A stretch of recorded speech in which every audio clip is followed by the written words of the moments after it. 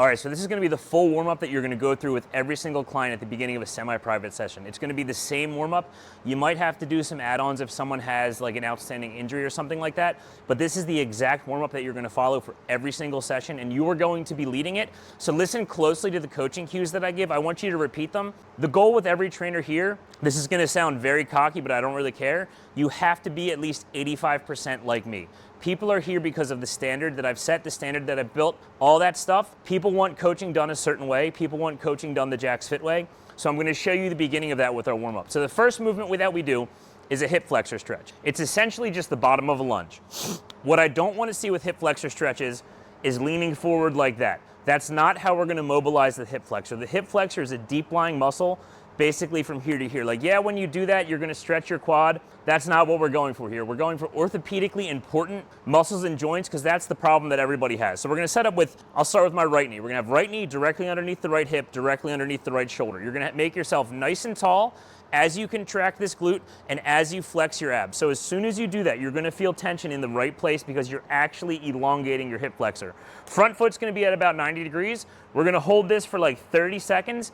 After 30 seconds, you're gonna tell the client to rotate into the raised knee, take that right hand, put it on the left knee, and rotate the shoulder as far as they can to the other side of the room. They can extend their arm back like that, but they're gonna hold that for an additional 30 seconds. So the cues here, knee underneath hip, underneath shoulder, make everything a nice stacked line, contract that glute, make yourself nice and tall. The second movement that we do in the warm-up is the McGill bird dog. McGill is Dr. Stuart McGill. He's like the back guy. And his bird dog is a little different than a yoga bird dog because it's just a little bit more intentional. So the setup is gonna be the knees directly underneath the hips, the hands directly underneath the shoulders. From there, you're gonna tell the clients two things. First thing you're gonna tell them is to press their chest away from the ground so they're gonna feel those shoulder blades spread apart. They're gonna feel a little bit of tension in their lats right about here. The second thing you're gonna tell them is to contract their stomach, to flex their stomach as if you're gonna come underneath and kick them. You want them to have that nice protective tension. They're gonna pull the belly button to the spine, push the spine towards the ceiling, and then they're in a nice, stable, and engaged position. Once they're set up in the position, you're gonna tell them to kick their left leg directly back. You want them to contract the glute. You do not want them lifting their leg up to the ceiling. You want them kicking the leg directly back. That's how we're gonna keep that lumbar spine directly aligned, and that's how we're gonna train all those muscles in the lumbar, the spine, and the hip stuff to actually be stable and maintain that stability throughout their daily life. So they're gonna kick the left leg back, reach forward with the right hand. As they do this, they're keeping that tension in the ground with the opposite hand and they're flexing their abs. They're gonna pause for like 2 or 3 seconds, drop down, and then they're gonna switch. They're gonna go nice and slow, but they're gonna alternate for about 35 to 45 seconds. And you need to be vocal about telling them that they need to alternate and that we're only doing this for 35 to 45 seconds. So you need to keep everybody moving the whole time. So the warm-up starts floor-based, then we pop up on our feet and get moving. So for the next 2 parts of the warm-up, they're gonna need 2 bands. The first band they're gonna need is a little looped leg or booty band right here, and the second one is one of the longer upper body bands. So the next movement, they're gonna take this, you're gonna tell them to step into it. You can tell them to place the band either above or below their patellas, their kneecaps. It doesn't really matter, we're just getting warmed up. Once the band's on, you're gonna tell them to put a little bit of tension in it, so step their feet a little bit farther out. Don't worry about dictating like where their feet are or anything like that. We just want them to get comfortable moving right now. So the next movement is 10 squats with the band on the knees. You're gonna have them have their arms extended like this and then just perform a squat. The only thing you're gonna tell them that's important is that their feet stay flat on the ground. They're trying to press through the entire foot, not just the heels, not just the toes. You want the entire foot engaged on the ground. So arms out in front, tell them to reach a little bit forward so we get a little bit more engagement in the lats.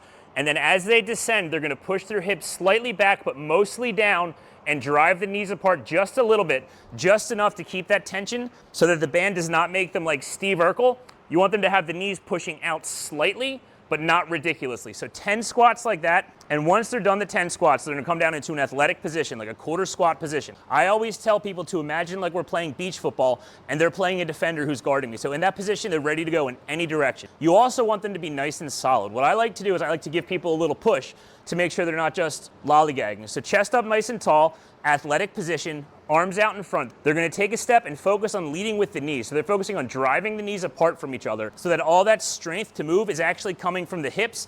What we don't wanna see is leading with the ankle, where they get that torque on the hips and that internal rotation of the entire hip joint. That's the exact opposite of what we're trying to go here. We're trying to hit all the hip stuff right here. So to be nice athletic position, really strong knees, stepping, stepping, stepping, all the way down, all the way back. And so once they've done one round of that, they have to do it again. So 10 squats, lateral band walk down and back. Once they're back, 10 more squats, lateral band walk down again. After that, they'll ditch the booty bands, hang them up, and they'll grab one of these rubber bands right here. So we do a shoulder sequence here, and both of these movements, it's 2 movements. They're gonna do them twice as well. It's just 10 reps each, so it's 40 reps total.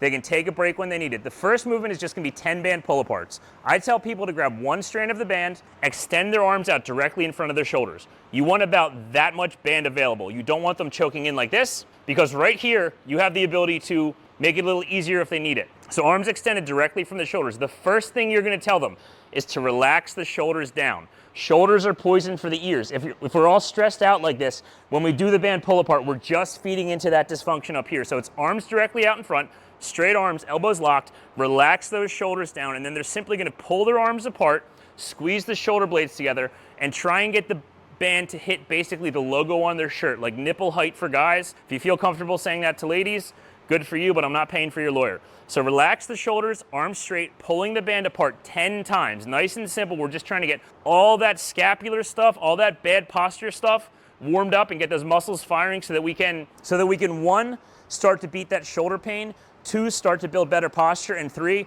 their whole upper body's just gonna be warmed up. So 10 band pull aparts, then you're gonna get the band, you're gonna double up the strands right now, and it's the same setup out front. About shoulder width apart, except you're gonna start down here. What I tell people here, this is called shoulder dislocators. I say we're gonna go belt to butt. So we're gonna have arms like this, palms facing back, 2 strands in the band. Arms are gonna stay locked out, elbows straight the whole time. We're just going up overhead, all the way around. So like I said, we're going belt to butt. Now what you're gonna run into with this is a lot of clients with the inability, with just bad shoulder mobility. What you're gonna tell them is, as you come up, there's gonna be a spot where your shoulders are like, not gonna happen. That's where you use the elasticity of the band and you pull it apart and you essentially shave your back. So we're cutting the range of motion, but we're still working everything involved. So nice and slow like that, big pull apart. That's why we're using a band and not a dowel. So it's 10 reps like this, all the way around, all the way around. Once they've completed that, they're gonna go right back to the band pull apart. So the warm up is hip flexor stretch, hip flexor rotation, bird dog, band squat, lateral band walk, band pull aparts, shoulder dislocators. It's very important that you're on top of the warm up, because the warm up, the first 5 minutes of people being in here is gonna set the tone for their session. We need to approach this with a level of service that they've never seen before. So you need to be heavily involved in the warm up. You need to be just as much coaching the movements in the warm up as you are during the session. The warm up is not here to waste time. It's not here just to make people feel happy. The warm up is specifically designed to hit all the areas that cause pain that most adults have. So memorize this, memorize the coaching cues, and really start coaching the fuck out of that warm up.